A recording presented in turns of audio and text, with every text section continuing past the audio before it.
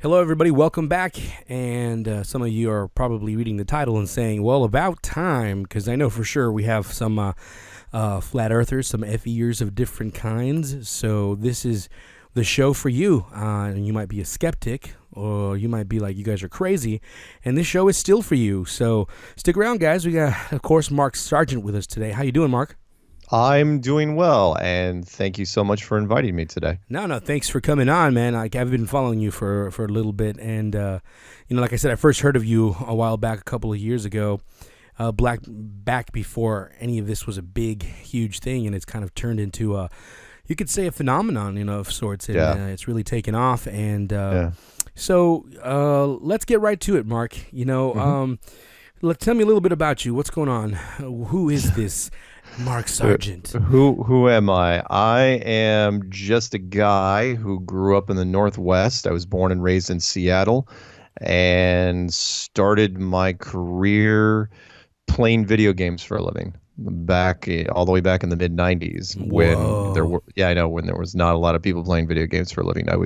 I won a pinball world tournament back in 94, and the publisher that was out of Boulder, Colorado decided they were going to hire me. And so I flew out to Boulder, Colorado. I'd never been to Colorado before, and I stayed there for 20 years, played video games for the first few years, and then after that, I taught proprietary software for various startup companies in Boulder all the way until, 2014, pushing 2015. And that's when I kind of got into the flat earth stuff. Initially, I started out as a conspiracy guy, but not hardcore, not tinfoil hat, pull the blinds and never go out of your house type of thing. But I knew about all of them. I was old enough to where I started way back when JFK was the movie came out in the theater back in the early 90s. And up until then, I really didn't believe in anything. I grew up on a sheltered island north of Seattle to where I didn't even think the people in authority would ever lie. I thought things were as advertised. Right. And then I went into, I got bored. I knew I had an opinion on just about every, hang on, hang on one second. I gotta shut the window. Don't move.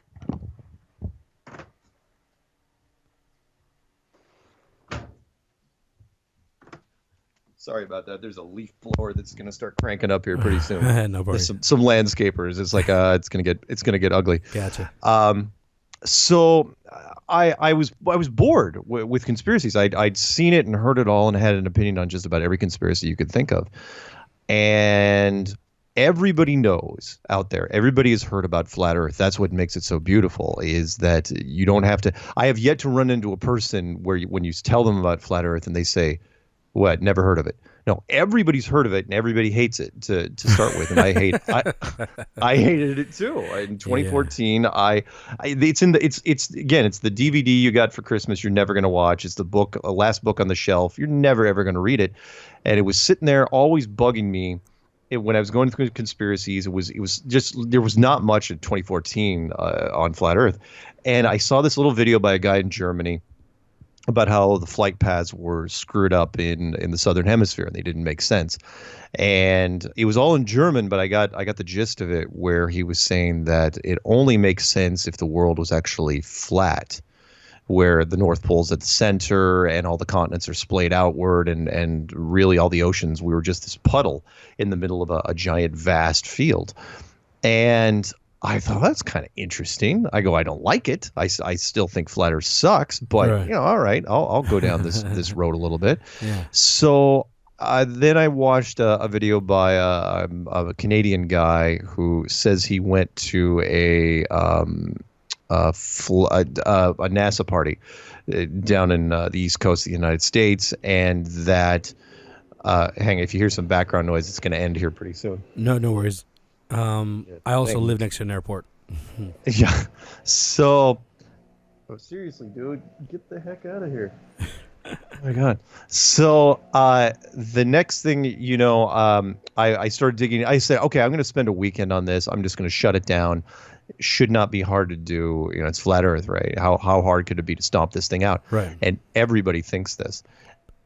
Fast forward to about 9 months later, in the beginning of 2015, February of 2015 to be exact, and I wake up in the middle of the night, and I can't solve it. It's a freaking puzzle I cannot solve. I cannot prove the globe in a court of law anymore. And I had that weird Jerry Maguire moment where I woke up and said, okay, I'm going to go the other way with this. I'm going to, because I can't solve it myself, and I know the internet hive mind is very, very good and very thorough. So I made a series of videos called the Flat Earth Clues, and it was basically a cry for help. And put it out on the internet. I made one every day for I did 7 in 8 days, and put them out there. And I thought for sure an academic was going to shoot it down, and they didn't. And then all of a sudden, people started calling. And where you kind of ran into it was I had people starting wanting to interview me, which was weird. It's like, okay, I mean, everything was unsolicited. I didn't have to call anybody. People were going, this is the most amazing thing ever. Tell me more, right? I'm going, okay. So I started talking about it. And one of the people that called me early on was Canary Cry. Right. And I didn't know who these guys were. And some other people, as I'm getting into this more and more and the circles are getting bigger and bigger, it's like, oh, wow, you got on Canary Cry. I'm going, is that good? I didn't know. I mean, other than Coast to Coast, which they called me in the first 3 months, I had no idea. In fact, the Coast to Coast interview was even more bizarre. They called me up, the producer, and said, "Okay, what's your pitch? What are you selling here?" I go, "What are you talking about?" And she goes, "Well, what's this angle?" And I go, "Whatever." She goes, no, like, what's your DVD? I go, I don't have a DVD. She goes, how about your book? I don't have a book. She goes, okay. And she's starting to get irritated. She goes, how about your website? I'm going, and I was really embarrassed at that point. I was going, look, I don't have anything. I just have a YouTube channel. I don't have a website yet. I just started this. And she goes, why am I talking to you? I go, you called me. You called me. Why? She goes, all right, give me 5 minutes. Give me your best pitch. And I go, all right. So I gave her the nickel tour. And that was the end. She's like, all right, we'll have you on next week. And it's like, okay, wow. That's good, right? So, and it just started steamrolling. In fact, I remember Rob Skiba's story, because he tells me, he does that. It's part of his thing now, where he says in 2015 how I ruined his life because he was making some road trip and he heard the Canary Cry thing and he listened to it twice and then called me and says, well, I'm gonna shut this guy down. Yeah. And then I get on his show and then he becomes probably one of the biggest Christian advocates in the community, to where I just spent some time with him down in Los Angeles a couple of weeks ago when that we were doing the National Geographic thing. Right. So anyway, yeah, that's the kind of the short version of how I came to be where we are now. And things just started steamrolling after that, to where the clues are 3 years old. And it is monstrous. The response that's out there. Heck, I just watched last night. I know this is kind of, anticlimactic, but last night where they had the NBA draft and the people that the Celtics chose, or the guy that the Celtics chose for Kyrie Irving, because Kyrie Irving's really big into this. His first tweet, literally to the team, was "The Earth is flat." It's like, oh wow, this is really, really something. This is interesting, yeah. And well, let's take it back a little bit. You said about the flat Earth clues, exactly. And people in this show, we have some of the listeners from Canary Cry, and we also have also just our own listeners that we've gathered and stuff like that. And so, what exactly does that entail? Like, can you kind of run us through exactly the flat Earth clues, and if you think you have found something more interesting, or maybe to add on to it? Yeah. What I did was, initially when I was looking at the flat Earth theory, I thought it had some merit, but it was not boiled down far enough for the average person on the street. There was a lot of content out there for flat Earth. I mean, enough, I should say. Between 2014 and the beginning of 2015, there was several people that were putting forth a bunch of content, but not if you had to give somebody a spiel like a nickel tour, there wasn't a dummies guide. And so what I did was I made the first 11 clues pretty quickly, and they were basically connect the dots. There was no math.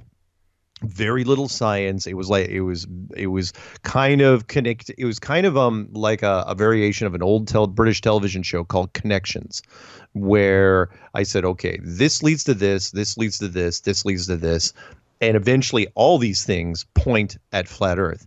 And I don't want to go over it in great detail because it would take too long. Right. But what I basically said was that, look, I believe that we don't live on a spinning ball anymore. We've never lived on a spinning ball. We live in a giant building, a giant Hollywood backlot, a structure with walls and a floor and a ceiling. And it's so huge, so massive that even our best and brightest didn't know for sure until about 1960 what exactly it looked like. It was that big. And we'd sent our best explorers. Basically, the gist was that we knew about it. The powers that be knew about it hundreds of years ago. But what are you going to do? Let's say you're the king of Spain in 1500, right? You've got wooden ships and some horses. What exactly are you going to do? Your exploration limits are really restrained. And so it really wasn't until the internal combustion engine came out at the beginning of the 1900s that we were really able to do anything. It's mostly with aircraft. And our aircraft advancement really, really ramped up fast. I mean, considering, the Wright brothers and all those other early tests were done, 1900 something. By the time we had the 1920s, we had some decent planes. And so we sent our best guys up to the North Pole in 1926. The most notable one is Admiral Richard E. Byrd. And then again, out of the blue, from 1928 until his death in 1957, he was sent to the South Pole, or the Antarctic region, and he just flew in the Antarctic region looking for something, whatever it was. And I again connected the dot and say, I think he was looking for the outer marker. Whereas he got to the North Pole, and whatever he found at the North Pole indicated that this was some sort of building, some sort of terrarium, planetarium, God's footstool, whatever you want to call it. So if people want to put something visual to it, you're saying something like the movie The Truman Show. Yeah, something like the Truman Show, but much, much bigger. The Truman Show was really just a giant sports stadium without the seats. Right. And we've seen this in various science fiction movies, and even the biblical models. They looked sort of like that. It's kind of like a snow globe type thing, but the outer marker, they didn't know where it was, and so he flew around for the better part of 30 years. He flew his own planes, military missions. Both the United States and the Soviet Union were down there. And they took a small break during World War II and then picked it back up right after World War II ended. And then his last mission was in 1955, 1956. It was called Operation Deep Freeze. And that's when, and I said in the clues, he finds the outer marker, the outer region, the wall, the side wall, this thing. And it had to have been thousands of miles from the Antarctic coastline. People say, oh, the edge is the Antarctic. No. The Antarctic coastline is just the beginning of the edge. The edge is so far out there. Again, our best pilots with 30 years couldn't find it. And then once he found it, that's when the world changed. And it was hidden within our normal history to where it was just glossed over. Right. So what in real quick succession, and Skiba talked about this a little bit, was so let's say they found the outer marker in 1956, 1957. Immediately, the Antarctic Treaty was started to be drafted. 1958, they start launching atomic weapons, the United States and Soviet Union, straight up, trying to break through it, because that's what men would do. If you find a barrier, it's like, well, maybe how do we get through this? NASA's formed after the first 3 shots of those atomic tests. The Antarctic Treaty is put into place in 1959, which says that no corporation in the world can set up shop in Antarctica ever. It's the only unbroken treaty in the history of treaties. It's not even up for review until the year 2041. Right. And speaking on that, I don't know if you've looked at the rules and regulations as to someone like me, that's just nobody, who wants to go over there, which is likely not going to happen. But if and when that does happen, just to submit the application can cost like millions of dollars or millions. Something like that. Yeah, and you have to go. That's just to submit it, not even to there's still chances that you pay that money and get declined, right? Right. And so like Right. you have to send it. Okay, you have to send it to every country that's part of the Antarctic Treaty, and every country has to approve you going over there, Yeah. something like that. And then Yeah. It was amazing. Yeah, Rob did a reprint of a guy who went through the whole treaty with a fine tooth comb, right, and he was even saying, no, it's worse than you can even imagine. right. You think the treaty's bad? No, it's really it's a bureaucratic nightmare. Right, and then we bring that up to say because most people would say, well, first of all, most people that kind of never give it the time of day would say, well, how come no one's fallen off the edge or whatever, because they assume that there's an edge, Yeah. And then the other thing is like, why don't we just go down there and explore Antarctica, and obviously they don't know about the Antarctic Treaty, so No, they don't. And again, this is not to say, and I mentioned it in the clues, is not to say that you can't go down to Antarctica. If you want to spend, the $15,000 and go down to Antarctica, you absolutely can do it. You'll go to the coastline, the peninsula. You'll have your picture taken with penguins. You'll go out on those bright orange rafts and wear those, ridiculously glowingly red outfits. And that's what you'll do. It's one of the most expensive trips you can ever take, considering what you're doing out there.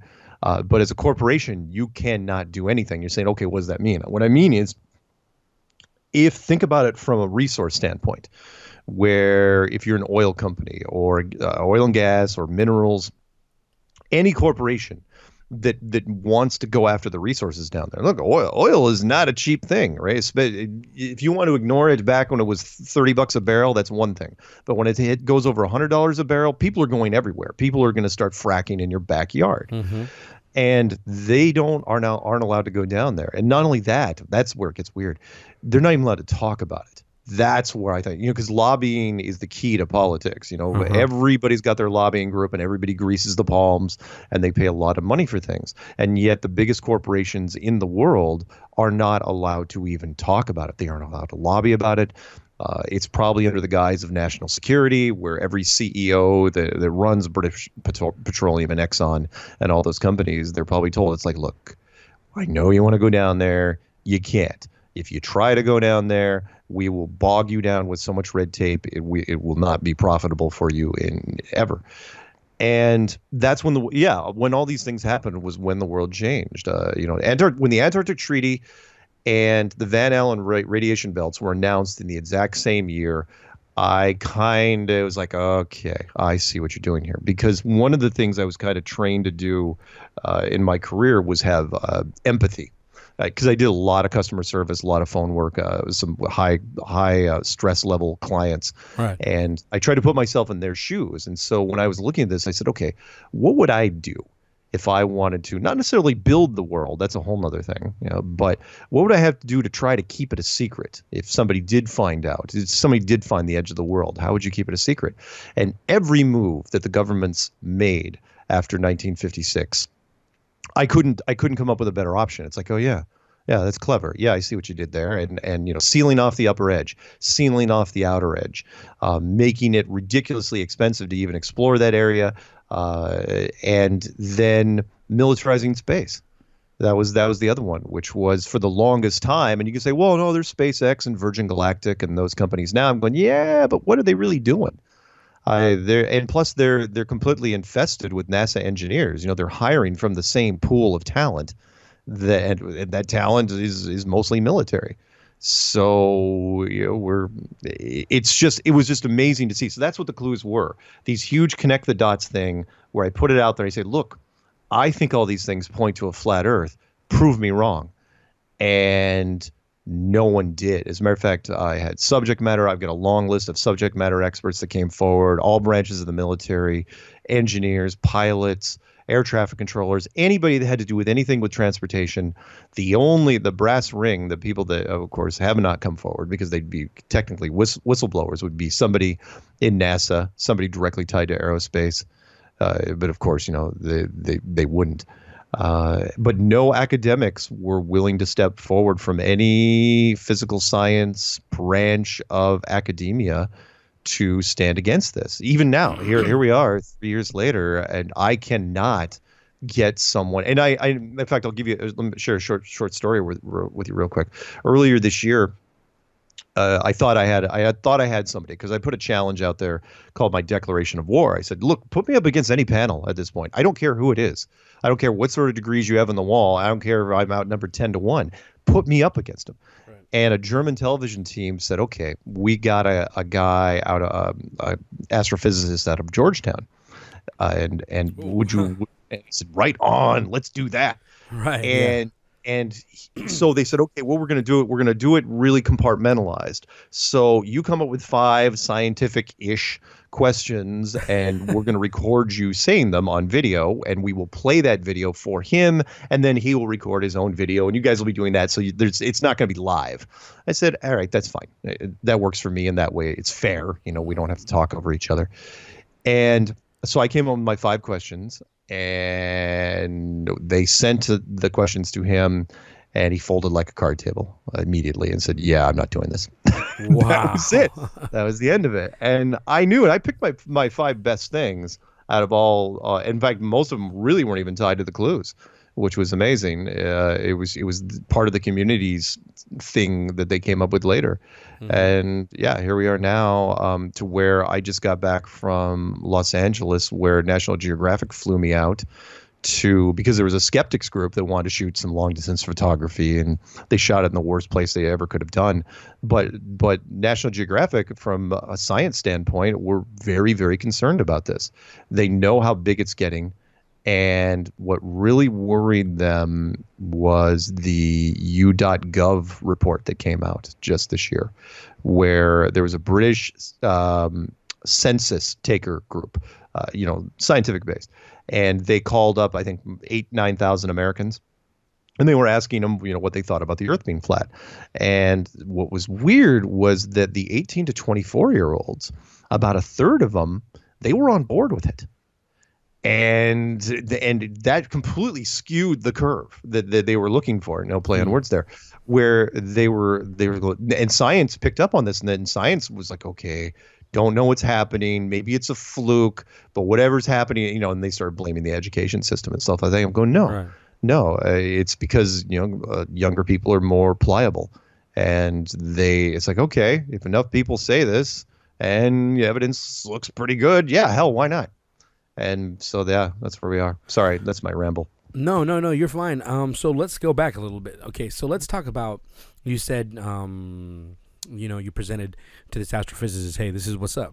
Give me something back, Can you talk about one of the things that you brought up? Because up until now, I can give you all 5. Okay, because what I want to do is, like I said, for me, I'm very open to the idea of like, yeah, okay, first of all, my biggest thing is, to me, I'm a very big biblical context guy. That's kind of what the show's about. And one of the things that we talk about on the show that's a huge pet peeve of mine is when other people that believe in the Bible say the Bible says this when it doesn't say it. And I'm very much against that. So even if it's not certain things that could be allegorical and certain things can be poetic, and I understand all those things, and those are the things that I bring up and say, look, this is meant for this is meant for that. And most people in the religious community that believe in the Bible get very triggered, like when you say, actually, the Bible talks about a flat earth enclosed system, Sure. And so first well, do you want me to get into the biblical stuff? Because I don't mind. I mean, I can get into that first if you want me to, or do you want me to? Either way, I can give you tell you what. Let me rattle off the 5 points I threw at this professor real quick. Cool. And then we'll segue into. Yeah, let's do that. Let's do because what I want to do is provide also obviously I'll provide the links to any of the research that you have and things like that. But I want people to hear scientifically what's going on, like what can be empirically observed, and really just shown like this is what things look like. This is what science can actually teach you if you are doing empirical, if you're going based on empirical data, you know what I mean? And then from there, we can talk about how it's presented in the religious perspective, Sure. In fact, I'll just read the 5 paragraphs for you guys, because normally I just give you the bullet points, but heck, gotcha.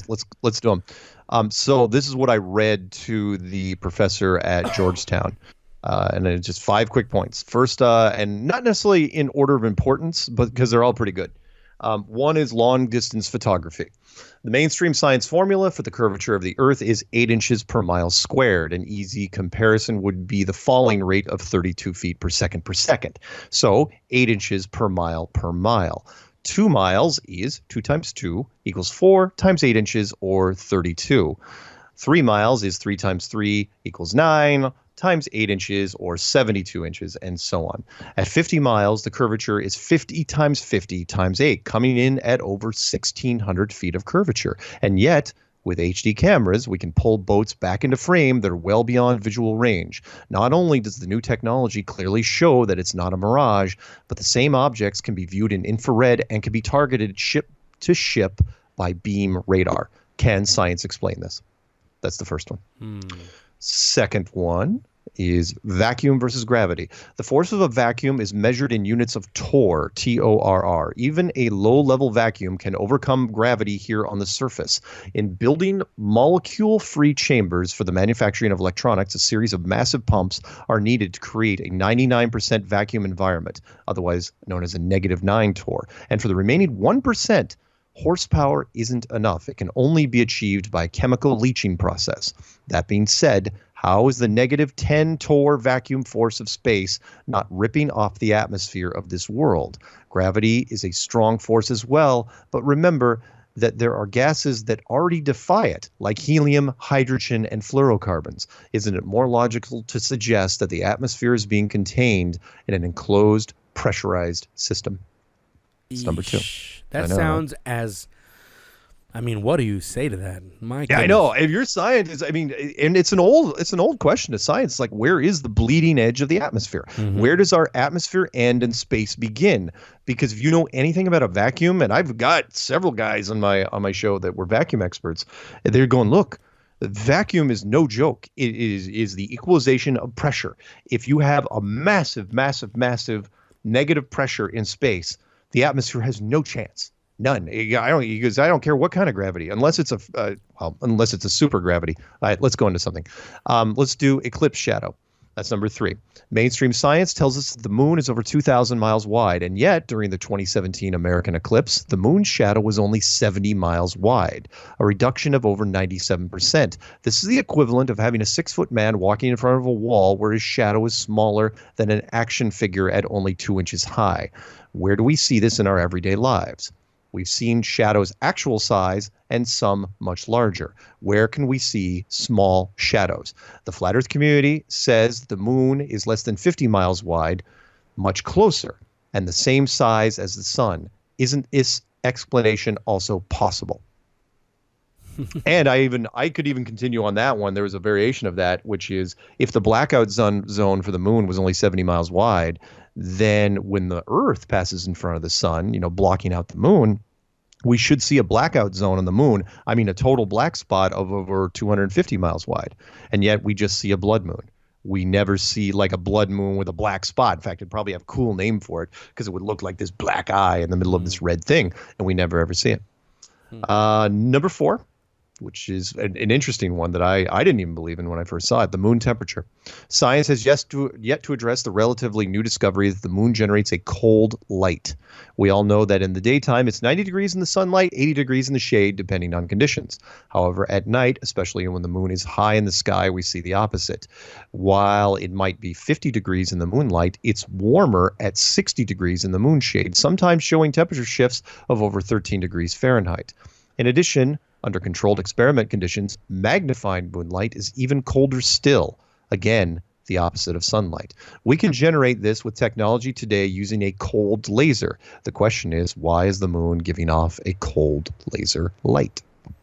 Yeah, I actually tried this myself. When I heard that, I couldn't believe it, though. It was a simple experiment. It was a full moon, and I was waiting for the full moon. It was right above us, straight above us, and what I tried was like, okay, we have a bunch of little trees in my backyard. Sure. And so I stood in the moonshade, and the moonshade was warmer you know. Yeah. And then I Yeah, yeah, stood in the moonlight, and it was colder. It was definitely and colder. we've done some pretty neat tests where you use copper strips and water and glasses of water. One was in the moonshade, one was in the moonlight, and one was under magnified moonlight. And I'll be darned, that magnified moonlight didn't even get colder. So, and when I first heard it, again, shows your conditioning. When I first heard it at the end of 2015, and I was into flat Earth, and somebody told me, they called into Strange World and they said, "Hey, what about this cold light? Well, get out of here, cold moonlight, come on." But it's so easy. The thing is, what ruins everybody is it's so easy to test. I mean, you go to Home Depot and you buy a freaking point and click thermometer for infrared thermometer for like $20, not even $17. Right. And you throw in a 9-volt battery, and there you go. I mean, that's how Skiba's got a great video on that. Yeah. And the last but not least, number 5, is the Van Allen trap question. It is a simple yes or no question. Are the Van Allen radiation belts deadly? Yes or no? If yes, then how did Apollo 11 through Apollo 17 make round trips through these belts with only aluminum and plastic as shielding? No one died. No one got radiation poisoning. No one even got cancer. Radiation is only stopped by 2 metals, lead and gold. Both are very heavy and cannot be used in aerospace because of their weight. If the answer is no, the belts are not deadly, then explain the video currently on the NASA.gov website called Orion Trial by Fire, in which NASA clearly states that the belts are so dangerous they will not be testing manned capsules because they are unable to solve the radiation problem. Keep in mind, this is not an old video. It was literally created at the end of 2014. And it's... I have yet to have anyone even shut any of these down, with the exception of long-distance photography, which they'll claim is a mirage or an illusion. And I'm going, okay, well, it's the most magical illusion ever. That's the most high-def illusion ever. Yeah, and it exists through any light conditions, of just about any distance, any weather conditions, and any object. So it's a magical mirage that can exist through all those different situations. Yeah, sorry, not buying it. Right. So I'm sure you've seen the memes out there of like these planets look like this, but Earth is flat for some reason, right? And then right. They show it in the center. So let's talk about that. What do you think about all the photography, all the pictures, all the proof we have of all these planets that are all round and their little moons and everything? And well, anything that's, I'm sorry, we'll start with NASA and work our way backwards. Okay. Anything that's put out by NASA is an utter lie. There is nothing everything they've done has been fabricated, and people say. And I know it's going to be a shock to some people because they'll say that, well, the Apollo missions. I'm from America. I believe the Apollo missions were gospel. It's like, well, okay. Think of it this way: if you're going to protect this place, if you're going to try to keep this place a secret, what you really don't understand is that NASA was created. The entire reason they were created was to keep this thing under wraps for as long as they could. So any pictures that are released by NASA, they are created in a lab somewhere, a photo lab by somebody. That just get that out of the way. Now, as far as amateur astronomers go, and I have talked to several, they're very upset with me, where they say that, look, I've seen the moons of Jupiter, I've seen the rings of Saturn. I've seen, well, if you're looking from down here on the ground, you're seeing a blurry, fuzzy little thing of light. And you may be able to take a picture of it. It does look like there's Saturn with rings around it and Jupiter with moons around it. And I say, okay, go to a planetarium, take a pair of binoculars with you. Look at Jupiter in the planetarium. Does it look more or less real? And they'll say, well, it's not the same thing. You're in a building. You're in a projection. Who's to say that when you walk out of that building, you're just not in a much, much bigger building? All we're talking about is scale here. I'm saying that what you're looking up in the sky are very, very pretty lights. If you want to say they're luminaries, that's one thing. It doesn't really matter. What I'm saying is they're not immense objects that are thousands, if not millions of light years away. They're very, very close, and they are part of an enclosed system, which is why I named the website enclosedworld.com. Okay. So, what about the wonderful imagery and videos that we have of us landing on Mars, Mark? What about those, Yeah, the Mars project. Well, I mean, the manned project called Orion, that's going to be kicked down the road until our civilization comes to a halt. But the Mars rover, That one is super fun for me because it defies even just regular old mechanical engineering. You remember, in fact, I was thinking about this just recently because I had a friend's car battery go dead. Your average person on the street doesn't realize that the car batteries have a shelf life of about six years. Okay. So when you get a new car, your battery is going to go in 6 years. And what I mean is after about 6 years, maybe pushing 7, the battery eventually will not be able to take a charge anymore. You cannot jump it. It is dead, super dead. It's just a giant piece of rock at that point. You cannot do anything with it. It's an anchor, and there's nothing you can do. And yet the Mars rover, which apparently is still running after, I don't know, 12, 13, 14 years. I'm not even sure anymore what year they're up to. This battery it just keeps going. And remember, this is not a gas engine rover. This thing's completely electric powered. It's completely dependent on this battery. And it's just running around. In fact, there was a point where they had lost contact with it for an entire year. And then they rebooted something, and now it's back and doing its own thing. It's ridiculous. Any footage that's taken near Saturn, anything that's taken near Mars, it's all part of a giant subtext. They don't even care if you watch the headlines. Read the article. All they care about is if you glance at the headline and maybe look at the picture, because it's all the same thing, which is, oh, hey, by the way, there might be a face on Mars. Hey, there might be a hexagon on Saturn. Hey, we're reclassifying Pluto. Oh, look, here's Jupiter's moon. Could there be life on it? It doesn't matter. All those stories are, the headlines aren't really important as long as you remember one thing. You're in space. Face on Mars because you're on a globe. Saturn, globe. Jupiter, globe. Pluto, you're on Earth. The whole thing. It's the same thing. It's reinforced space. That's all it's doing, because you got to remember, up until the first blue marble shot of Earth, which was the only disc picture that was taken for 43 years, there was no actual evidence that you were on Earth. The only thing that anyone ever had was those stupid plastic globe models that were sitting in our classrooms for years and years and years and years. That's all anybody had.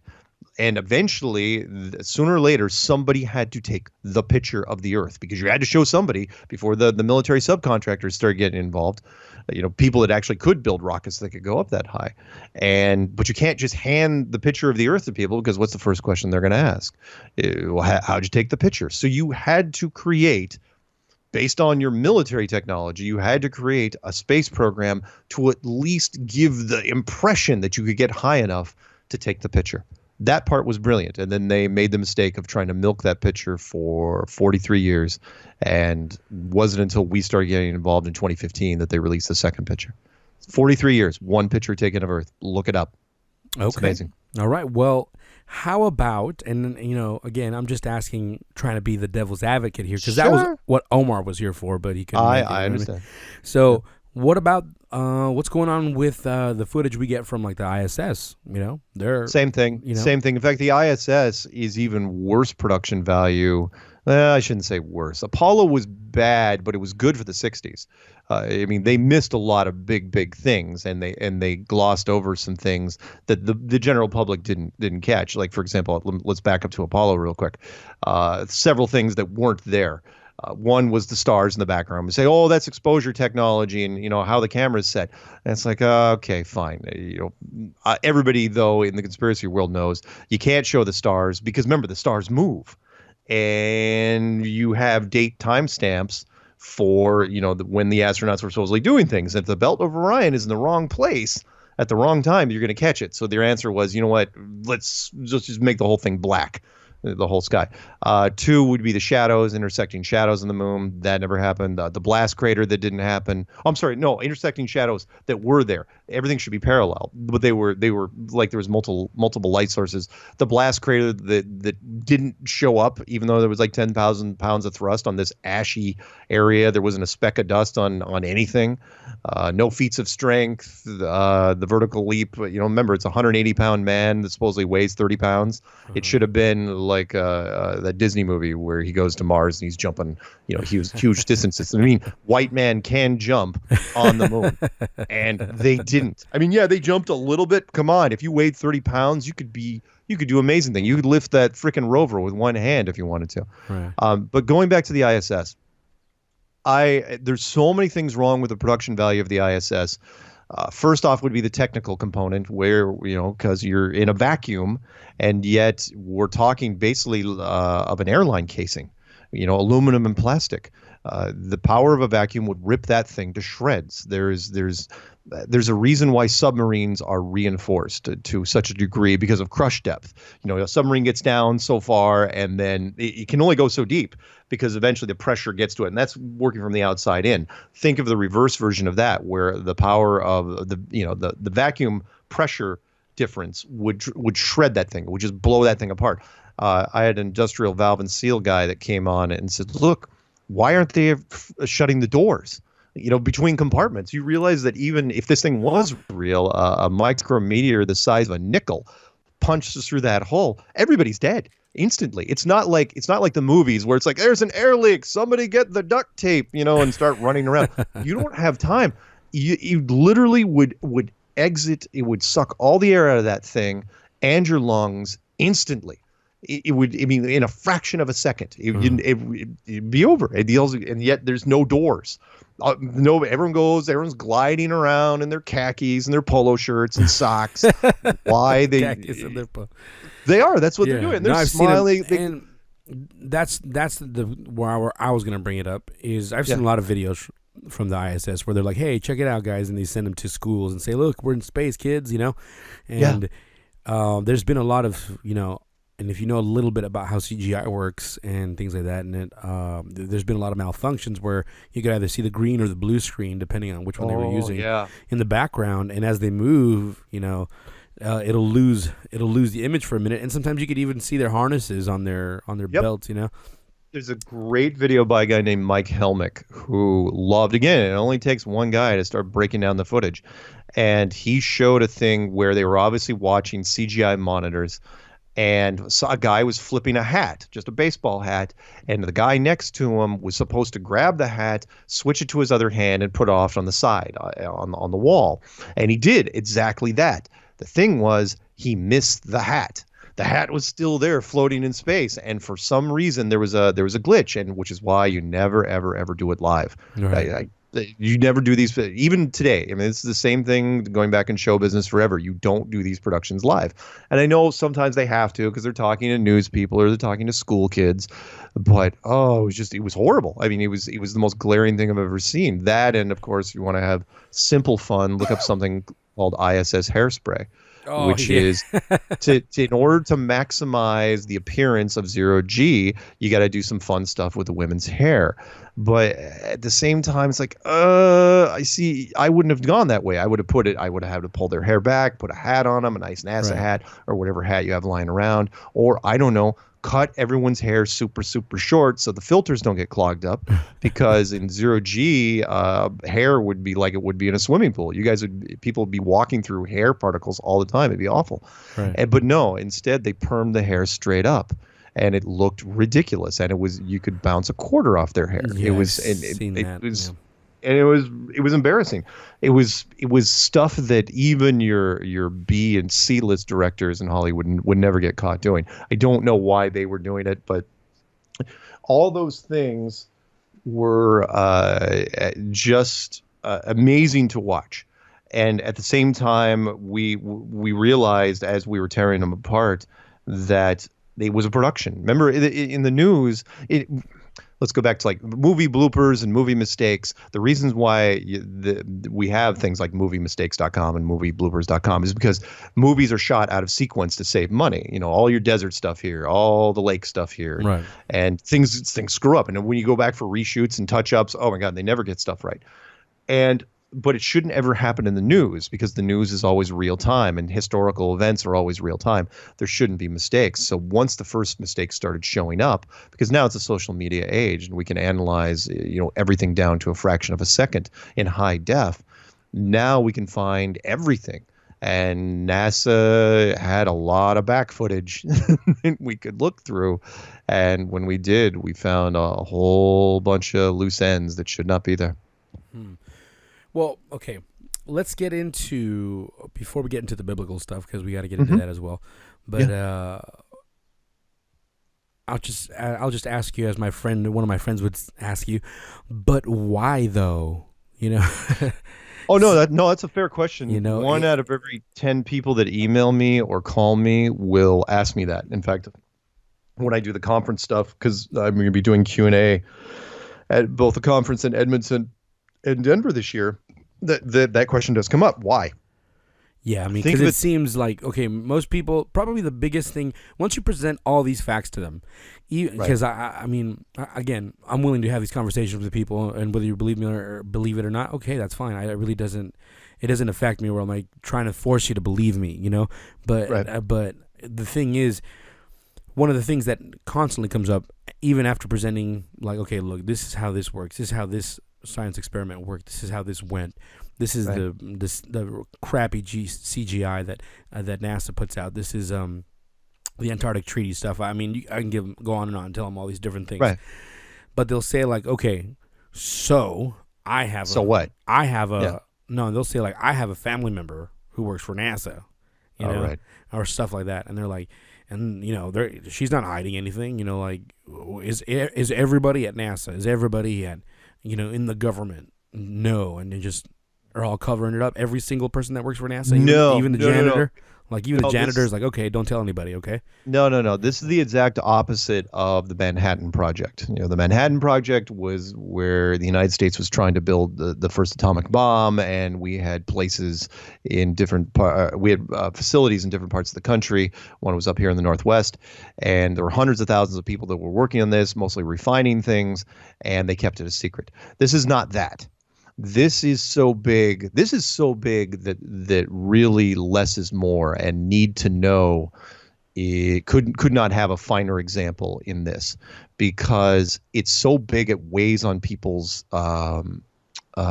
minds. It wears them down. It's really, really big because it changes your whole aspect of academia and science and spirituality. So does everybody at NASA know? No, of course not. In fact, it would be a very, very small contingency, which is why I always recommend the movie Capricorn 1. In Capricorn 1, only a few guys actually knew. All the wrench turners, all the people that built the rockets, all the people that wired things, they were all wiring real things. It was only the telemetry guys that knew, and only the people that hired the telemetry guys that knew. So no, very, very few, less than 1% of NASA would even have to know. Less than 1% of any government branch would have to know. I mean, does Donald Trump know? Why? Why would you tell him? Exactly. Why would you tell anybody in Congress, anybody in Senate? Now, if they find out, that's one thing. You just tell them, like, hey, keep a lid on it, and here's why. And if you want to threaten them, you can. But usually, it's so big that they're afraid of telling people because it's just massive. So no, do all the scientists know this? No. Do all the people that run observatories? No, of course not. This one is very, very small, and I can't even imagine. There's probably levels of power that even would surprise me that don't know, because why would you tell them unless they have to? Like, even the astronauts, I think it was different. I think the Apollo astronauts knew, and then they told them Capricorn 1 style after they went through the whole training process, because I think they did want to be heroes. Everybody else after that, though, were just Air Force employees, and you make them sign the disclosure agreement and say, look, you don't even have the right to ask why. No different than anything else. It's kind of like a spy agreement, right? You're a spy. You're told to go off and assassinate somebody. You are not told why you have to do this. You're not told why you're being moved across that chessboard. You're just moving. It's above your pay grade to ask. And it also helps them act naturally. So now the astronauts, again, can sit in there in their khakis and their polo shirts and their socks and float around and throw footballs and get into gorilla suits and all this other crap that they do. And they can act perfectly, like nothing's bothering them at all. They know they're faking something. They just don't know why they're faking something. Now, they may suspect, but really, until a general comes to them and says exactly why, they can just put it out of their head and say, it's probably nothing. It's probably national security. It's probably not a big deal. So, yeah, hardly anyone. Okay. I want to bring it up only because you brought it up. Hmm. So, what Omar found interesting, because Hmm. he tends to believe that there definitely is space, Yeah. is, Donald Trump announcing this whole Space Force thing, which Mhm. really, I think, the first thing I asked myself, what are flat earthers going to say about this? Yeah. And Yeah. what are their thoughts, and why would they be doing this? In your opinion, just straight up, what do you It's think is just the idea? it's just another drumbeat. It's just getting space into a headline. That's all. When you can have the president talk about space as often as you can, that works. Meaning, of course, there's not going to be a space force. I mean, do you know how problematic that would be? Okay, first off, it's too cheesy anyway. It's a cross between Starship Troopers and the Space Marines from Aliens. With Hicks and Hudson and Vasquez. And the other reason you can't create it, I mean, he talked about kind of off the cuff, like, hey, that'd be a great idea. Maybe we'll do a space force. The reason why you can't do it is because no one would sign up for the other stuff. It's too cool to be a real thing. You know what I mean? Why would you join the Army, Navy, Air Force, Marines, Coast Guard? Why would you join any of those things when you could be a Space Marine or whatever Space Force is supposed to be? I can't think of, especially in this sort of technology age, no one would no one would join anything else. That's all. Everyone would immediately sign up for the Space Force, and then you'd actually have to do something with them. And what do you mean when you're in the Space Force? Are you actually doing stuff in space? Even implying that there's a Space Force means that you're going to have hundreds, if not thousands, of people at one time in space doing stuff, which really, I don't want to get off on a tangent here, should have already happened. Because if you believed in the space race between the United States and the Soviet Union that just suddenly ended the second the United States got to the moon, and when have you seen this in any other competition where Russia just hung their heads and walked back, said, oh, we might as well just pack it up and quit? When does that happen? It would have gone the exact opposite. The Americans put 3, they put 4. We put 10, they make a small base. We make a bigger base, then Time magazine says the Cold War is now extended to the moon. That's how it was supposed to happen, and that's when the Space Force thing should have happened, but it didn't. Everybody quit. The Americans, the only ones who supposedly went there, and no one else even tried. That's the part that people just overlook. It's not that Russia and India and Europe and everybody else, China, it's not they didn't go to the moon. They didn't even try to put people on the moon. Yeah. Even though, again, one of those hidden headlines, supposedly China's had their own little Mars rover thing on the moon for the last 3 years. But you don't see America beaming back those pictures. Why not? Because they're really, really terrible. Sorry. I get excited about this. No, you're good. That's the kind of excitement we want around here. That's fine. Oh, That's no good. problem. No problem. No, okay. So, all right. I mean, just wanted to hear your thoughts on that. Oh, yeah. Space Force is a piece of crap. It's never, ever, ever going to happen. Ever, ever, ever. It's logistically, it's almost as problematic as the Mars, sending a man to Mars. They talk about the Mars. Oh, yeah, Orion Project Mars. We're going to send people to Mars. I'm going, even if it was real, even if you could get somebody in a rocket and punch them that way, it's a one-way trip. And everyone knows this in the space industry. The problem is fuel. Even if space was real, once they get to Mars, you're stuck. There's no way you're getting back. No way, no way, no way. And so it's like, oh, no, so when Elon Musk, that's a whole nother thing. If you want to ask me about him later, that's fine. When Elon Musk says, oh, yeah, we're going to colonize Mars in 2030, it's like, what are you talking about? You're not colonizing. You can't even colonize Puerto Rico at this point. You really think you're going to colonize Mars? Oh, it's awful. Remember, he already said that he was going to send 2 tourists around the moon right now, this year. He was supposed to send it around. It's like, oh, no, we got some delays. That's not going to really, even though you had no capsule, you didn't tell us who the people were. You didn't tell us who the pilots were. You didn't have a rocket. You didn't have anything. And you were going to send his. I've never seen anyone throw out headlines that are so aggressively futuristic as him. Every time he opens his mouth, it's like, how in the world? Yeah, I know you made some billions off of PayPal, and then you convinced people somehow that you created Tesla, like in your garage, even though you just bought it. You just wrote them a check. And then what was the other thing he did? Oh yeah, SpaceX. Yeah, and so everyone now he's invited all these things. How dare you talk about real life Tony Stark? Yeah, exactly. Yeah, and he was in a freaking Iron Man movie. Oh, I saw him in Iron Man 2 and was going, really? Really? That's what's happening here? He's a freaking I'm sorry, he's a fraud. He's a hack. He every time now I'm seriously when I see people on YouTube and they say, "Oh yeah, he invented Tesla." I'm going, he did not invent Tesla. He bought it. Mark Cuban didn't invent the Dallas Mavericks. All right. Ray Kroc didn't invent McDonald's. He bought them. Oh gosh. Well, it shows you how much research people do. Yeah, I know. I'm older, so yeah, I got you. You're a little bit more into seasoned. Doing your research, so seasoned. Yeah. All right. Well, let's get into the biblical stuff. Sure. A lot of the people, like I said, the first things first. As you might know, there's a lot of people that consider themselves literalist when it comes to believing the Bible. And there's what I would say, maybe, and I don't say this to be in a mean way, there's, I believe, people that are a little bit hyper-literalist, and there's literalists, and then there's, like, liberal believers in the Bible, and everything in between, Some people say, okay, not everything is literal, some stuff is literal, and it's always a good conversation starter between the people that believe those certain views. And one of the things that, if you're really honest and do your due diligence, and if you're a person who believes in the Bible, what does the Bible say our cosmology looks like? Oh, are you asking me? Yes.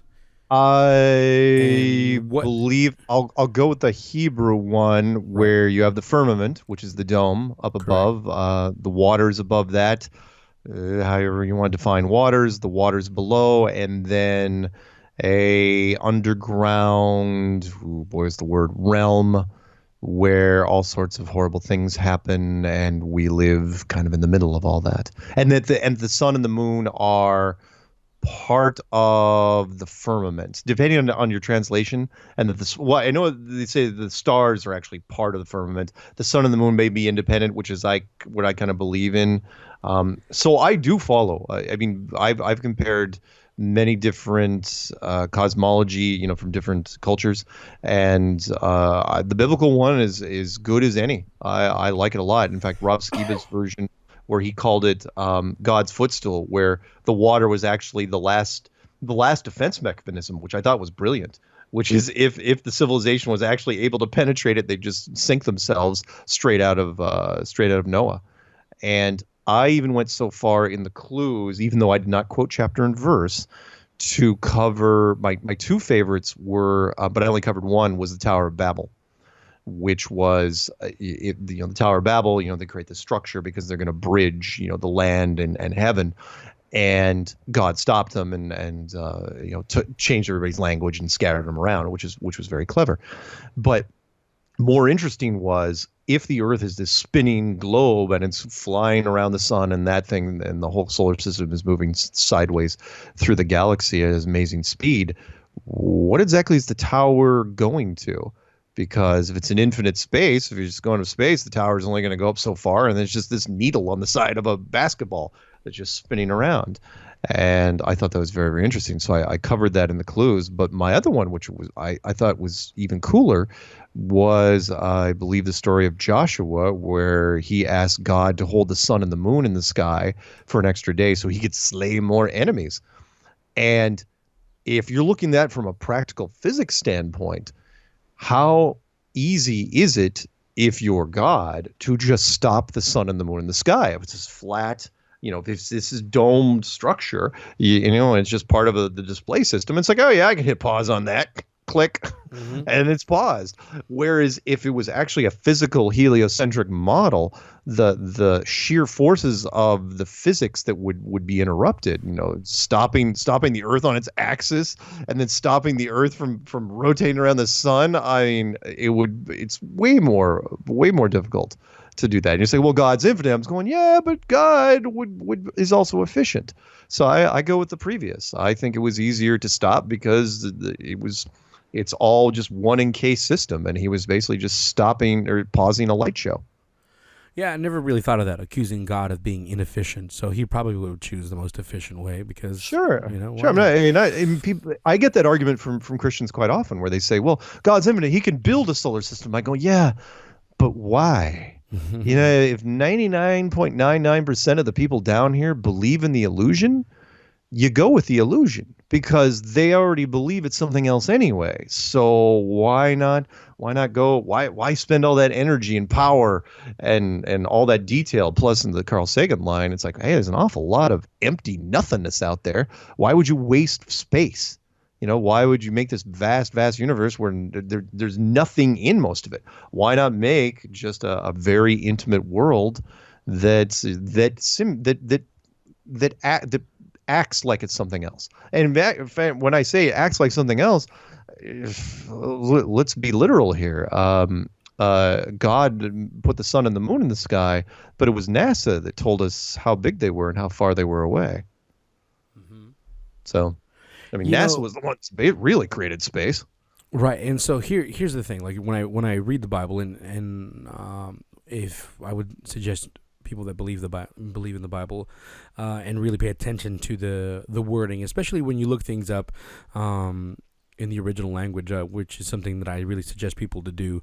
There's a cheaper version of a program called the Logos Bible Software, and you can basically look at the most ancient, updated translations of ancient scrolls and look it up and see what it says. And when I started looking up things about Hebrew cosmology, there would seem to be about over 200 verses in the Bible that really just point towards this earth that does not move, an earth that's stationary.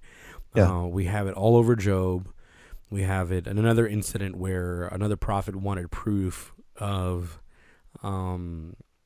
that God, had a message. So he asked the person's shadow to get moved, and of course that would include that would mean that God would have to move the earth backwards. You know what I mean? Right. Or right. So that would be pretty disastrous, given the laws of physics, if we're spinning at at that speed, Yep. And so again, that would be that argument. Well, God can do anything. Okay. Yes. But again, it's one of those things like, I'm pretty sure God would be the most efficient decision maker. So, and things like that where, God describes Earth as a footstool, himself, and he looks at us, from above. And, and if for those people that belong to this kind of community, I think the most interesting proof to that, because they get a lot of their extra, the fringier stuff, the fringier side of the Bible. They get that information from the Book of Enoch, and the Book of Enoch is, very detailed as to how the world looks like, or the cosmology of the world looks like, Yeah. And so that itself, again, explains about the sun and the moon having its chambers, and they go in and it explains the whole solar system. Explains how everything works in seasons and stuff like that, Yeah. And so let's kind of stray away from that, and it's pretty safe to say that if you really do your research, the Bible says that we are definitely in this kind of snow globe enclosed system, right. And whether you want to believe that's literal or not, that's entirely your choice, people, but that is what it says, right. Go ahead. And yet every pastor that I've seen and Rob Skiba will tell you this too, that has gone the other way, they pick and choose, but they really use Isaiah 40:22, he who sitteth upon the circle of the earth. They use that with veto power. That's the part that's amazing to me. It's like, okay, so all these other verses are, they point towards a flat, enclosed, stationary earth. The earth does not move. The earth is fixed, and on and on and on, including, Genesis, the first freaking chapter of Genesis talks about the firmament and the waters above and the waters below. And yet you're going to go to Isaiah and you're going to use that and say, nope, I'm hanging on to Isaiah, and that absolutely wipes out everything else. Right. It's like, really, that's what you do. If there were 10, the thing, the literal part, which is, had Isaiah said, "He who sitteth upon the ball of the earth, or the sphere of the earth, or the globe of the earth," yeah, then maybe, in fact, this argument would be a lot more heated, right? Because and then people that know Isaiah know that, or that they probably don't know, but the word ball is used in the book of Isaiah, because they'll say that Isaiah didn't know what a ball looked like or what it was. So he used circle. But if you look up in the language, you definitely do find him using the word for ball in Hebrew. And so that's not really an argument. I mean, he knew what it looked like, but he chose circle for a specific reason. You know?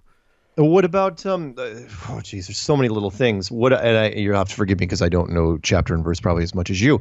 The great story where Satan and Christ are sitting on top of the tallest point of the mountain. He says, "Look, you can see everything from here, the entire world." And it's like, how can you see the entire world if it's a globe? You won't be able to. In fact, you'd only be able to see a small part of it. Or when during Christ's return, that every eye shall see him again.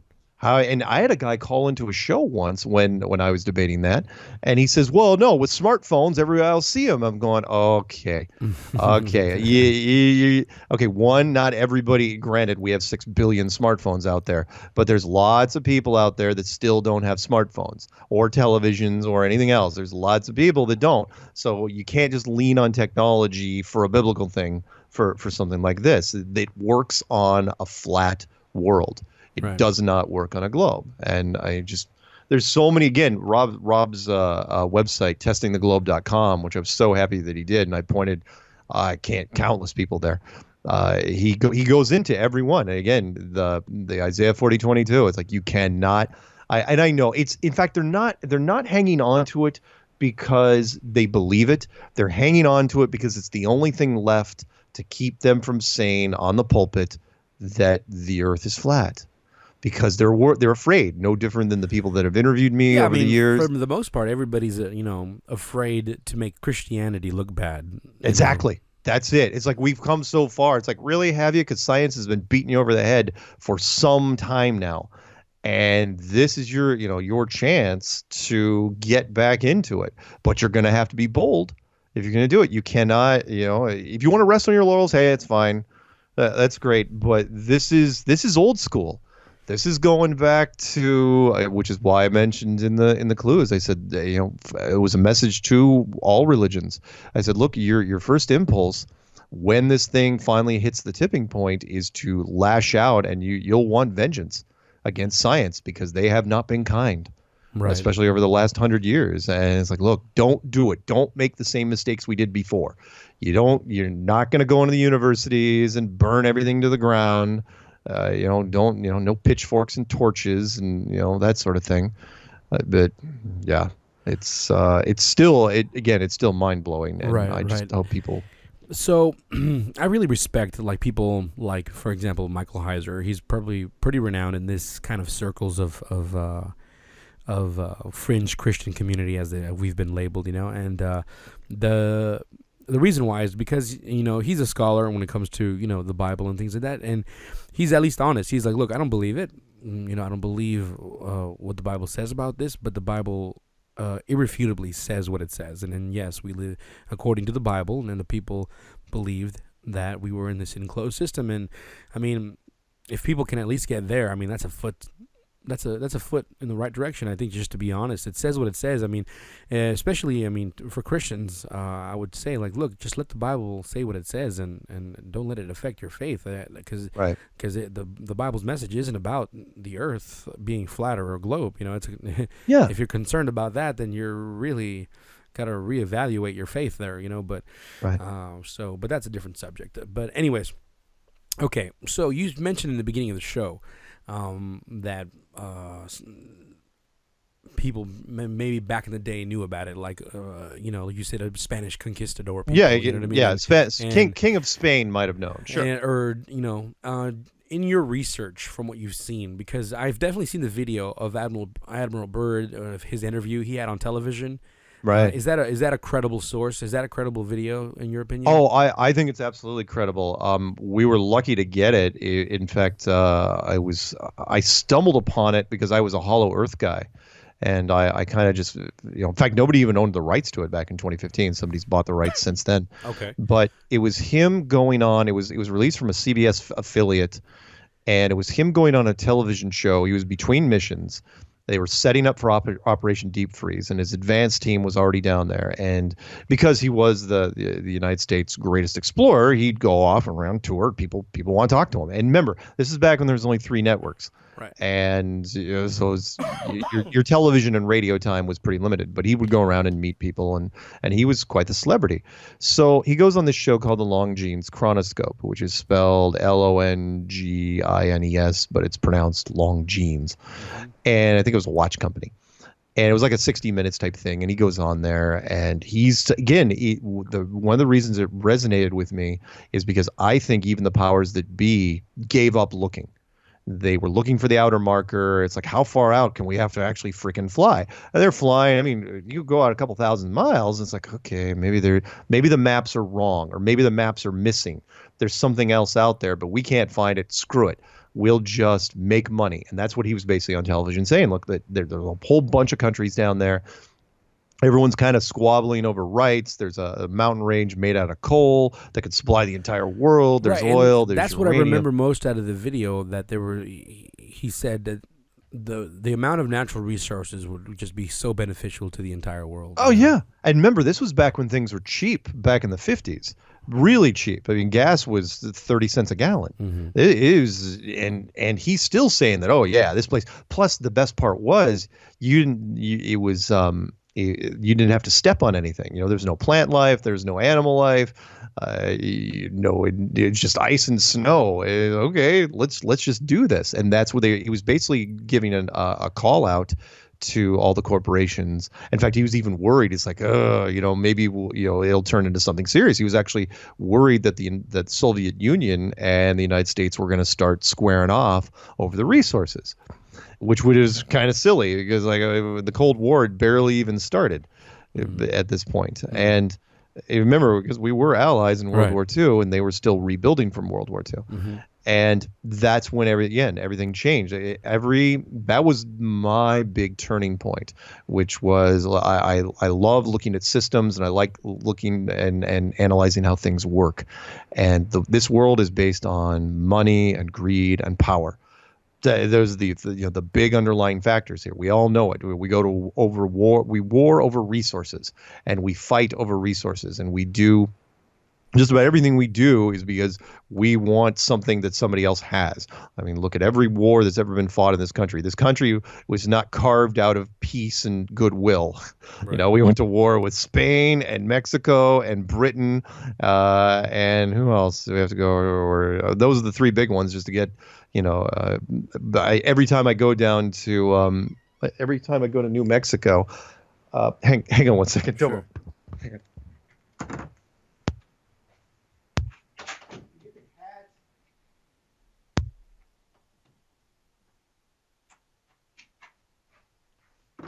Sorry about that. There was a cat outside the window.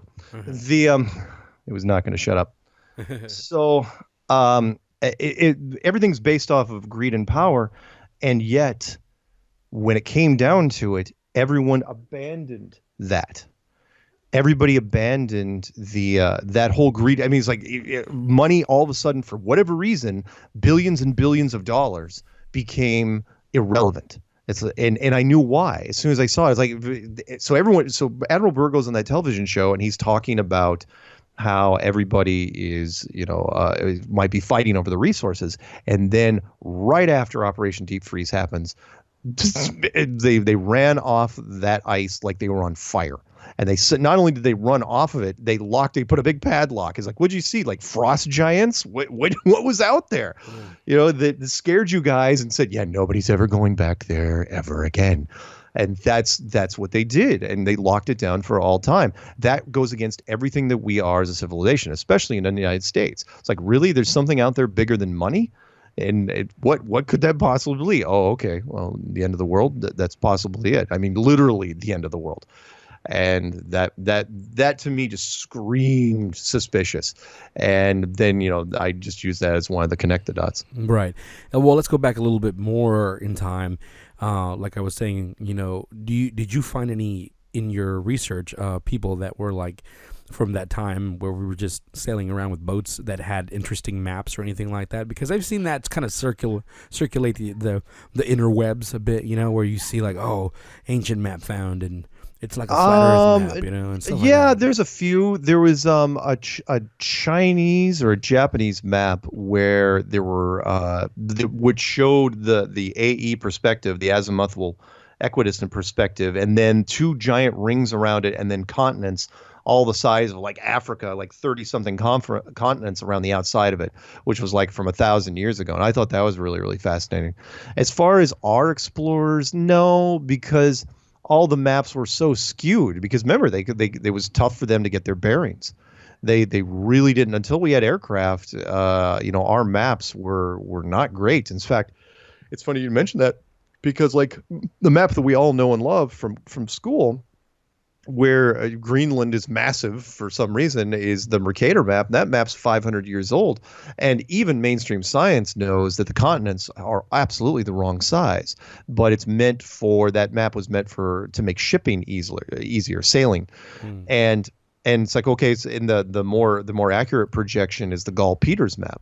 And they won't use it. It's like they so easy. All you have to do is introduce it into the schools. And for whatever reason, they won't even do that. They'd rather leave the Mercator map. It's 500 years, and more people are comfortable with the Mercator map, even though the continent size and a whole northern hemisphere versus southern hemisphere way of thinking is implied there, and that's interesting to me. Okay. Well, let me see. I got a couple more questions, and then Sure. we'll get into the final deeper question, Sure. which is the why. We never really got into that right there. So let's spend some time on that towards the end right now. So one of the things that I saw that makes me at least question this whole system is like saying, okay, one of the videos I saw that said, okay, flat Earth debunked. Check this out. There's obviously rotation in the Earth because of this. Is people were down to where it turns into the north, or where the line is like the equator. Right. And so apparently the water flows differently on that side of the equator. So like they would show a water funnel on one side, and it was turning the opposite way, and then on the other side of the equator is turning a different way, and they equate that to, because it's the North and South Pole, and it's spinning, Right. And so, so what are your thoughts on that exactly? My thoughts on that fall in the line. Okay, I've got a good one for you. So there's a giant YouTube channel out there called Smarter Every Day. And it's run by not a flat earther, and he did a story I think a year or two ago called Toilet Water. You could look this up if you get a chance. Toilet water smarter every day, you'll find it. And he had heard that thing too. It's like, hey, do things actually spin differently in the northern versus southern hemisphere? And he had some resources to use. So he had a counterpart down in Australia do a water test where they filled up they both had the exact same thing, a giant kiddie wading pool with a central drain. It was filled all the way to the top and had the central drain, and they were FaceTiming each other, so it's on the exact same day, and they waited until the water was absolutely dead stopped, and then to make sure they didn't disturb the water, they, instead of putting like little plastic boats or something on it, they used eyedroppers with food coloring, and they created these north, south, east, and west on there, and then they pulled the plugs in the center at the exact same time, and they were very gradual plugs. Remember, identical equipment. And he noticed that he should have seen a pretty good change, clockwise versus counterclockwise, and he didn't. It was so unbelievably gradual that he basically said, look, it was nominal. He couldn't even prove. He goes, whatever people are saying about this drain, northern versus southern, he goes, I can't see it. And they did this test more than once. And he said it's probably down to, again, it's one of those myths where people have just, for the longest time, boats go over the horizon. Oh yeah, the drains go in different directions in the southern hemisphere. That which is just based on how the water is going into whatever basin you're talking to, be it a sink or a toilet. And I thought that was really, really interesting. Even though I know what you're going to say, the tourist thing at the equator is that, they'll walk on one side of the highway or road or whatever, and you could, they say, oh no, it drains this way, and they walk the other side, and it's a nice little novelty piece, but I don't believe in that. However, that being said, what I do believe in, and other flat earthers don't, is that the star trails do go clockwise versus counterclockwise at the exact equator moment. Look, I've seen the time lapse. I've seen the photographs. Anybody can take them. They can go down the exact equator, and you can see star trails go one way, clockwise versus counterclockwise, literally in the same frame on your camera. It's like, well, how could that be possible? That part is easier because remember, if we're talking about a giant Truman Show, if you're talking about a giant planetarium, then you're talking about the potential of multiple display systems. Meaning in a planetarium that you go to now, the Hayden Planetarium, the New York Planetarium, whatever, it's just one display system in the middle. It's rear projection, where it just fires up on the screen. But if that thing was, and we're talking not even a couple hundred yards wide, if this thing was even 10 miles wide, you'd probably have to use multiple display systems. And if it was 1,000 miles wide, you'd probably have to instance the whole thing with software, which is what we've been doing in simulations for, I don't know, 15, pushing 20 years. So it does not bother me in the slightest. The water thing, I don't buy it. The sky thing, I do buy, but technically, how hard an achievement would that be? We're talking about someone that built a structure that's tens of thousands of miles wide and potentially 1,000 miles high. So why would anything they do from a technical standpoint be out of bounds? Okay, that's kind of tied to the question I was going to ask you next, because I heard an interview one time with a person who worked, I believe he worked on that documentary called Principle or something like that. Oh, it wasn't Robert Sargent, was it? I'm not sure. I don't remember his name, but I do remember the person saying like he can debunk flat Earth with one statement or something like that. What is it? And well, it's kind of basically is what you were talking on right now, because he said that on the north side, right, on the northern hemisphere, stars have a different rotation, and on the southern they have another rotation. And I feel bad because I actually have been in correspondence with the lead director. It's probably him. The guy that created the principle, which was Robert Sargent, he contacted me recently, and he used a lot of the quotes that I gave him for his latest book. Which it's like, that's fine. Yeah, it was going to happen sooner or later. But he was really, really bent out of shape because when the principle was released was just about the time we started getting some gas in our motor. And right, he was really, really upset about it because he thought we did it deliberately to submarine him, and I know, egos, but at the same time, what I was trying to tell him, and I said this in different emails. I said, look, you were already saying that the Earth was the center of the universe. That was the premise of the principle. What I was just saying is, look, you just didn't take it far enough. Meaning, you said the Earth was the center of the universe, but you still believed in space and the universe. But I knew he had to do that because he was going to talk to all these different scientists, which he did. Right. And I thought it was a very well done film, where he got them to say that, yeah, it does appear like the Earth is the center of whatever happened in our universe. I just saying that it's condensed. It's much, much smaller. It's not this giant place. It's really a one room structure. And I know that's a big, big leap for him to make. And he's gonna hang on to this for as long as he can. But no, sorry. The star trails. You got to remember, I used to play video games for a living, so I still play Warcraft, once or twice a day, just to.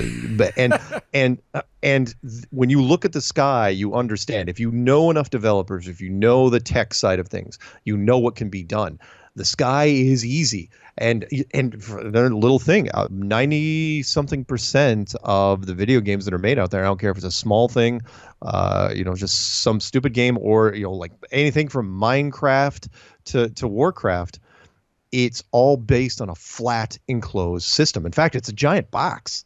in almost all cases. Now they make the sky to look infinite, and they make but they make the horizon perfectly flat, and that's because it's easier for the developers to do it. If the player doesn't know they're not on a globe, and you just tell them they're on the globe, and they believe it, so why would you make anything harder? Why would you build a curvature formula into a video game?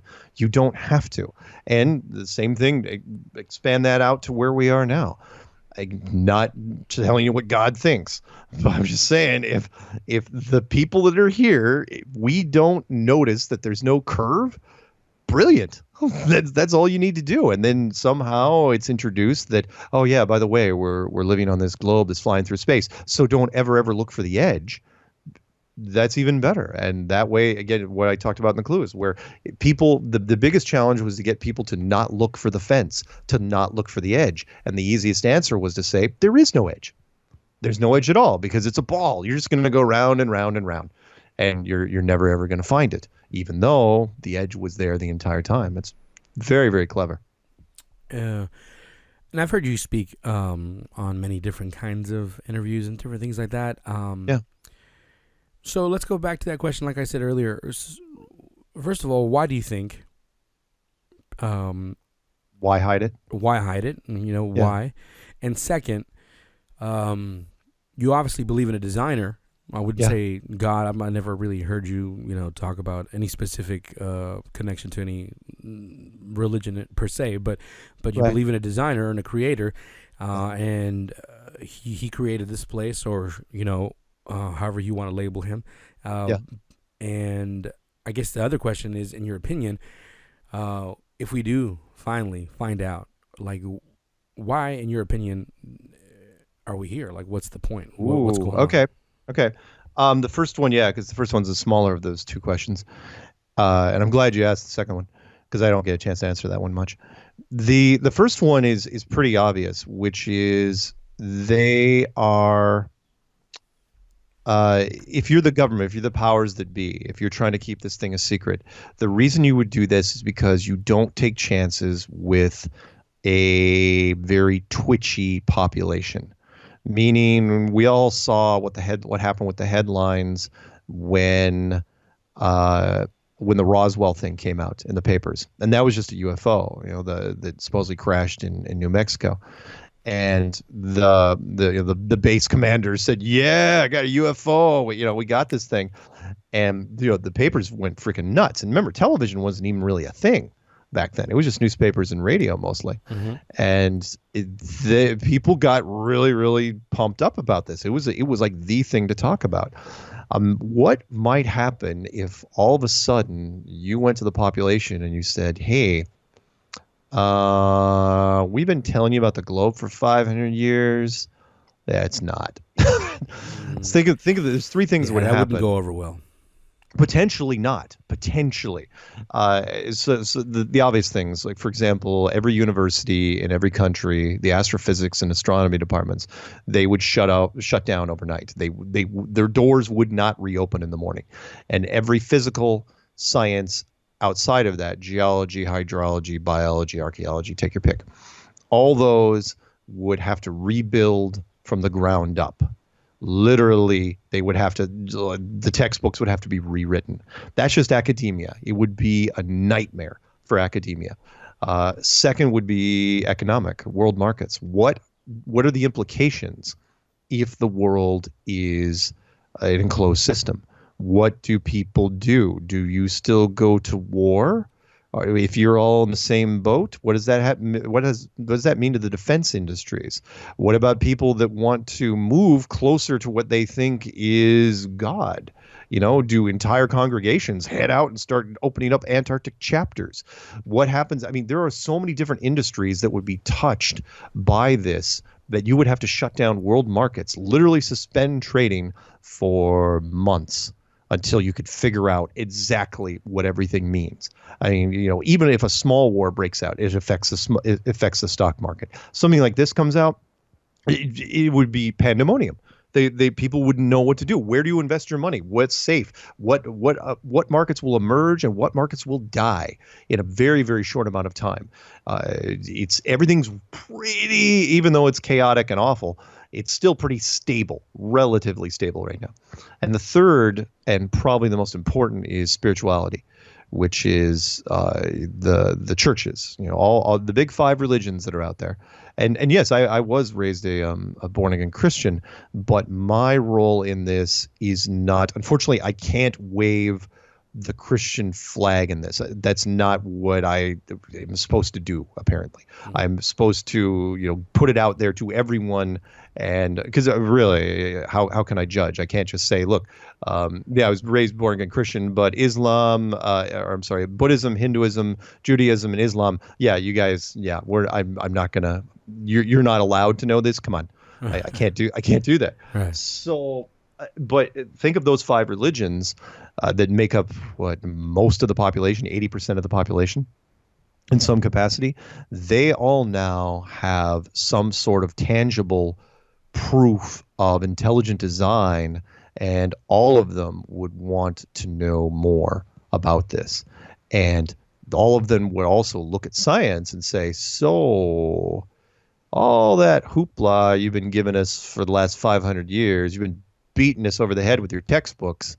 Yeah, you were wrong about that. So what else are you wrong about? Let's talk about evolution. Let's talk about the Big Bang Theory. Let's talk about dark matter. Let's talk about all this stuff you guys have been just flapping your gums about for all these years. You can imagine the ramifications. So if you can imagine the like an X-Men, X-Files. Just people thinking about how much they've invested into these organizations is.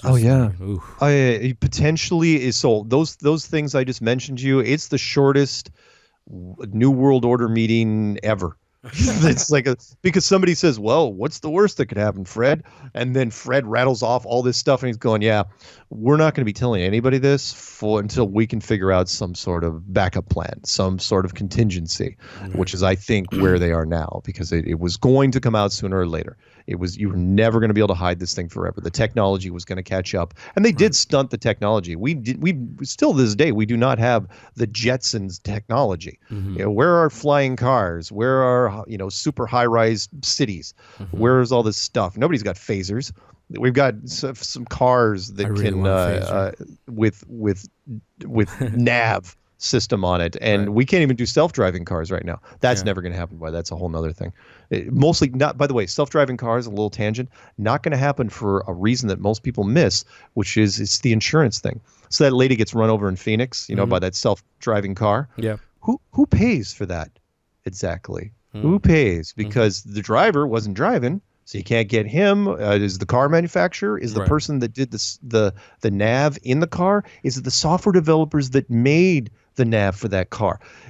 All insurance companies, their entire job is to not pay claims. The red tape would be forever, and that's just the first person that got killed. Imagine if a bus got hit. Yeah, I've heard of another person sleeping on while he was driving his Tesla, or the Tesla was driving itself, and then it got into a car accident or something like that, and then he was killed or something like that. But I'm like, well, again, whose fault is that? I'm sorry. It goes into money and power and greed rule everything, and even though self-driving cars technically are more efficient than we are, absolutely, no question. I think we would actually have less accidents. The problem is now you're asking organizations that never ever had to do this before to get into a realm which it's totally foreign to them. So what sort of insurance adjuster do you have to hire? Do you have to have our software experts now as insurance adjusters? Do you have to hire special law enforcement officers to come to the crime scene and say, okay, what did the robot do this time? It's futuristic, but there's too many people that would argue. Honestly, if you boil right down to it's the lawyer's fault. It's always the lawyer's fault. Litigation will bury us before it's over. Anyway, so to get to your last question, which is why? Forget about why was it hidden. That's easy. Why? Why would God make something like this? Why are we here? It is the quintessential question. Before you get into that, I just want to give you my where I stand as far as the finale to all this. Sure. Because it differs quite a bit from the majority of Christians today. Okay. Probably not so much in this community of podcasting Christians, because they're a little bit more into the things that your average Christian won't research or look into. Okay. Sure. So when I read Genesis and when I read the entirety of the Bible and I read when I've read it, and I've read it through and through, and again doing the research of the language and what was the beginning and what was it supposed to be ongoing, what's the end, what's the end of all. So I see, to simplify it, I see God creating us. I see God creating this earth, put us on here. This is the realm we're meant to live in. All right. He gave us certain specific duties to carry on, and the ability to do it with autonomy, to do it with our free will, and which in a sense resembles something that he is. He is someone who does things by his choice, completely what he desires to design, he does, and he put that upon us. And that was happening during the time when we were in Eden, or our Edenic state. Okay. That kind of came about. Things didn't really work out. Obviously, we know about the Jesus Christ story, and but where the story kind of changes for me when you look at it more biblically. People usually have this idea that you accept Christ, and yes, there is salvation, and yes, an eternity is kind of promised within that. It is promised within that. But most people think you die, you go to heaven. Biblically speaking, that is not actually very biblical. Even if you've accepted Christ. So the idea is, according to the Bible, we're returning back to the original intention, to go back to Eden. So if you read the whole Genesis story, we had this direct connection with the Creator. There wasn't nothing in between. It's us, him, and it was wonderful. So the idea is to return back to that Edenic state. So from what I could read is the humanity reaches to a point of enlightenment, to a point of receiving the understanding of who God is and what God has done. And we are to live in a very physical manner, again, on this creation that he created here on earth, not in heaven. When I think that gets a little bit confused, I believe strongly that where the God lives, the Creator, is outside of this enclosed system, outside of this earth, in this realm, you could say, and that's where he belongs, and we will not be there with him. The story biblically is that he will be with us, and not us up there, but him again connected to us forever, and so that's where it kind of differs. People have this kind of, usually your average Christian's like, okay, we die, you accepted Christ, you go to heaven. The ones who don't, they go to hell, and that's another thing that differs slightly as well. And I wouldn't get into that one so much, because that's a very long conversation as to why I believe, what I believe when it comes to hell, but it's also different, and I believe it's something that the Bible is a little bit more accurate. And then obviously it's not just me; it's coming from the sources, of course, that are academics in this kind of study. But my point being is, there's the end story is the unification of humanity, but not just the unification of us, but also the unification of us together, and also us to God, Right. And I think that's where it's leading to. You can kind of, put whatever, for those Christians out there, whatever things in between, well, this or that, and that's fine. But when you really just boil it down, and let's in a sense do away with all the religious terminology, I believe that there's going to be, biblically speaking, this reunification of humans, and we're going to be in a state of awareness that we should have been in the first place, that we've lost over time because of the powers that be and evil forces and such. And the redemption story is going to redeem even those things, the lost knowledge, the hidden knowledge, Right. And so that's kind of where I stand, just to give you kind of a platform, as to where you believe. No, it's good. I think it's probably more eloquent than what I was going to present, which was, because remember, I'm trying to boil it down for just about anybody. which is when I looked at this world initially. When I was trying to figure out, okay, how do you hide it and how was it built, and trying to look into not necessarily the mind of God, but the little design things, the subtle genius that was in just about everything, and not going into the how people were built and the biology of all living things and all that, but little things like adding a 3% salt solution to the oceans. And what that does is limit the exploration travel by 90-something%, because you can't drink what you're sailing on, which was the limit of, which is why most of your sailing trips had to be cut short, because they ran out of fresh water. Little things like that, or how the weather systems move in a circle around that. But as far as why, I think you're right on just about every point there. When I looked at it, I tried to use more general terms.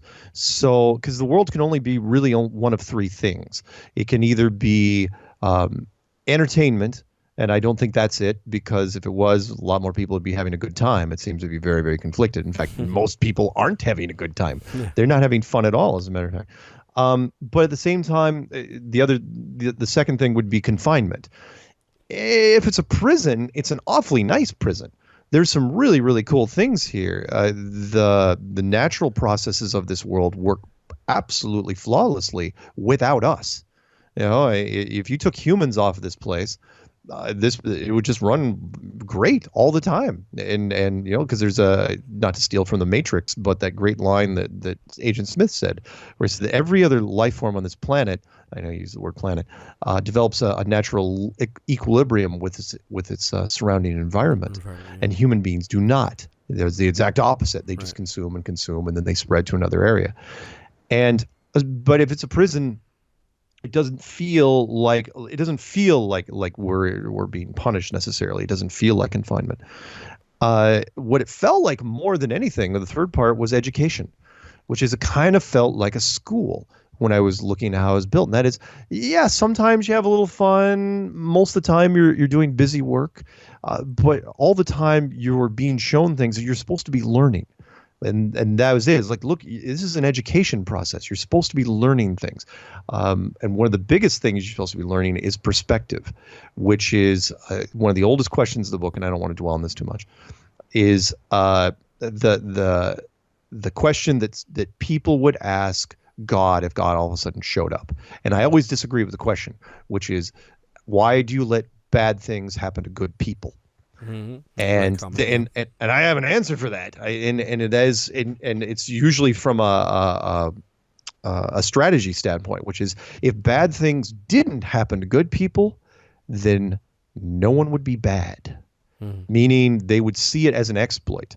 Meaning you can't have, and in fact, the Simpsons did a wonderful Ned Flanders episode where all these bad things happened to Ned during like this month, mm-hmm. like his house burned down and all this crap. And that's because up until then, it was like nothing could ever bad happen to Ned, because he was a God-fearing Christian and, would always give God credit at all times. Mm-hmm. But you know full well, bad things happen to Christians all the time. Absolutely, yeah. And one of the big reasons is because if that wasn't allowed, if it was an absolute, everyone would become Christians. Like, hey, nothing bad's happened to Christian. Oh yeah, I'm going to be a Christian too. It wouldn't be sincere. It is about free will. It is about making the choices. And the other thing is that you can't appreciate a beautiful, perfect world until you spend time in a place that's not perfect. This world, if it is nothing else, it is 99% conflict. It doesn't matter how beautiful you are, how powerful, how wealthy, how talented. Everybody complains about something. Nobody is you very rarely do you run into somebody who says, hey, how things are going? Everything is blissful and wonderful all the time. When do you hear that? No, it's like was it Getty, that one of the early United States millionaires, or back when millionaire meant something, where he had a 110-room mansion, and he ripped out all the freaking phones and put payphones in the hallways because he hated his guests making long-distance calls. He could afford it. It didn't matter. It bugged him. You get used to a certain thing. It's like getting used to a hot tub. once you get used to it, well, you got your attention's going to be focused on other things, and that's what I think this world is. The conflict is inescapable, and I think that's because outside of here, yes, there is a blissful, wonderful, and if it is God coming down here and remaking the world to be perfect, hey, great, fantastic. I'm not against that. But that's what it feels like to me, is that we're supposed to be learning things here. And it's a school, it's an education system. It is a teaching facility. And lots of people, choose to ignore it. And as you know, going through school, there's a lot of bad students. But eventually people do learn something here and there. And if they have to, if it's remedial and they have to go through it again, hey, you know what? You're probably going through it again. Either sooner or later, you're going to pick up the messages that are being put out. So that's my kind of meandering way of saying that. Yeah, no, not at all. No, it's good. Like I said, I believe if you read the Bible, it's not just a how to, but how to do things, but also how not to do things, because it's a history book of how bad humanity could be, and Sure. one of the complaints that you hear a lot from people that are not necessarily religious in any manner is like, look how gory, look how violent the Bible is. And I'm like, yeah, well, it's primarily about human history, so Yeah. It's not an AOL Time Warner Disney production. I mean, it is not sanitized for your protection. Mm-hmm. The Bible is about as gritty as they get, considering what year it was made. Indeed. So okay, that answers my questions. I'm sure there's some people listening like, oh, he didn't ask about this, he didn't ask about that. There's so many questions. There's so much information on this, and I challenge people. Like, look, in the end, both me and Omar, we're people. We hold everything with an open hand. We're more than okay with like, oh, I'm a Christian and I believe in this now. Well, that's fine. We can have any conversation. We just always advise people to really do your due diligence, and especially when it comes to matters like these, don't write it off so quickly, and find out actually how important things can be, something like this, because that's probably one of the biggest things as well, as people think, well, this is unimportant, but it ties to so many things. Like you said, it ties to makes you understand about the corruption of people, of the powers that be, and it makes you understand how it can affect a humanity just on a day-to-day basis. It makes you understand the importance of spirituality, and people don't think that if that it'll affect you psychologically. Like, how would you? I think you said it best. How would you act if you knew you were being watched by somebody? Right. Right. I think that's Would you still be making the free will choices that normally would? Yeah. The traffic stop argument, which is you run through an intersection and then they install a camera at that intersection. You don't run through it anymore. Why not? Well, because I'm being watched. Well, says something, doesn't it? Indeed. And so if everybody found out, like, oh my gosh, this is some giant terrarium, that means obviously someone designed it. That means there is a designer, and that means he is watching, Yeah. And so I think people will definitely think a lot different. And I also want to just advise people that, hey, especially if you're Christian, and I hear this a lot, just to be careful that you have your faith grounded in what the story is about and what God has called you to do with other people, to be loving, to be compassionate, to be, imagers of God. And Jesus, in many ways, set the example of what that looks like. So if you came to believing in God because of the flat earth, well, amen to that. Any tool that God can use to make you believe in a designer and a creator, in God himself, that's great. But don't hinge your faith on just that thing. Uh-oh. I think I lost you. Give me a second.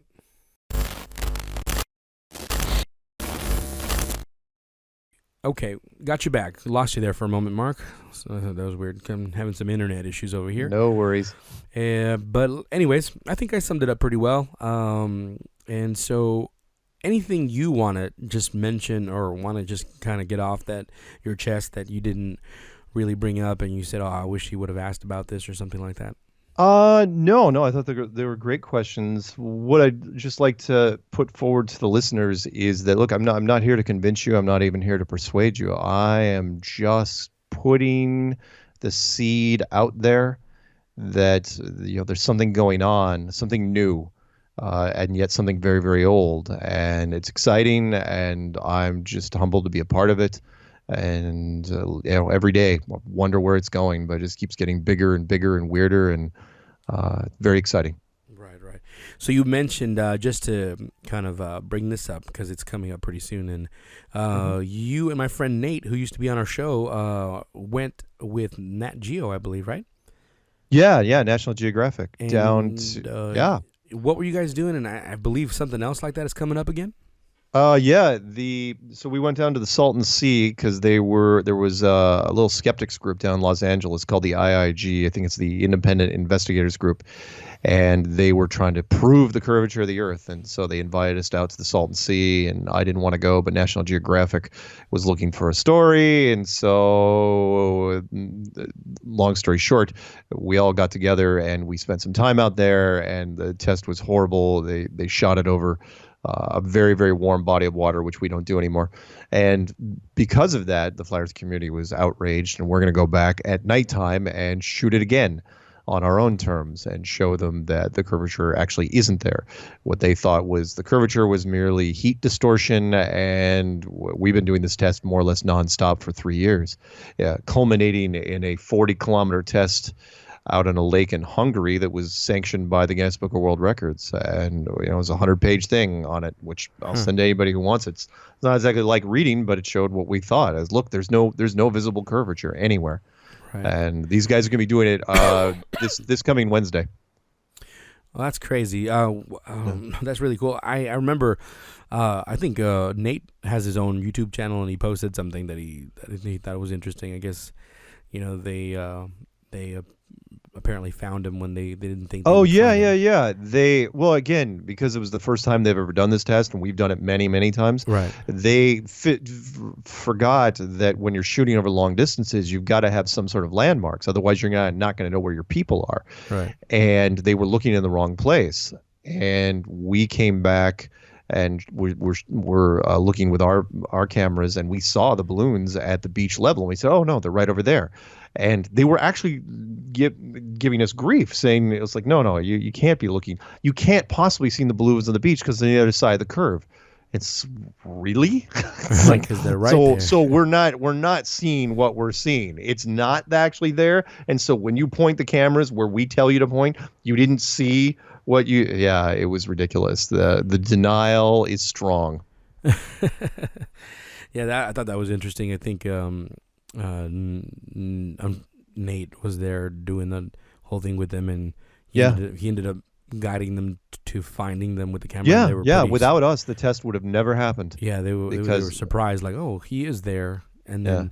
And furthermore, like you said, they were the balloons were supposed to extend up, and they weren't even extended yet, right? No, they were still putting them together on the beach, and we shouldn't have seen it then. In fact, if we would have shot those cameras even an hour earlier, because we were losing visibility with every 30 minutes because the heat, we're talking Salton Sea. It was 105 degrees there that day.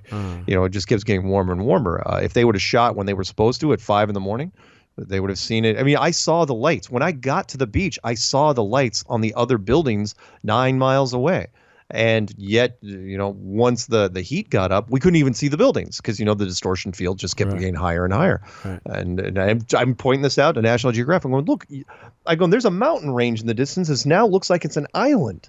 Well, how do you explain this? This test is completely invalid, but they're going to spin it any way they want.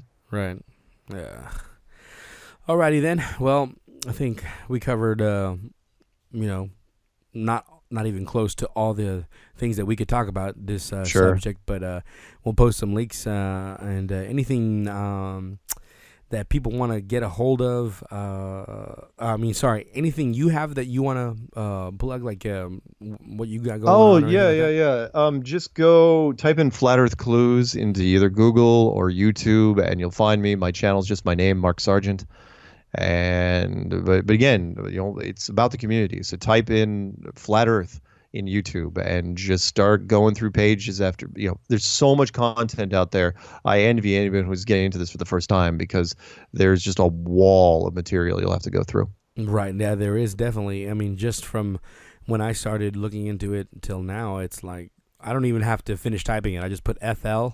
Yeah. And then it just goes flat Earth. Like there's just so many different. Oh yeah, videos, that's you know. huge. It's everywhere. It's a Trust big me when I thing. say this. There are people that that are into flat Earth, but they won't say it. They're walking around you. We walk among you right now. I'm gonna have to get one of those glasses that reveal the true nature Yeah, of you. yeah. From They Live. Yeah, from They Live and see who flat earthers are. Yeah, exactly. That's funny. All right, man. Well, thanks again for coming on the show, Mark. Stick around. I'm going to play some music for the folks, and we'll talk a little bit after the show. All right, man. All right.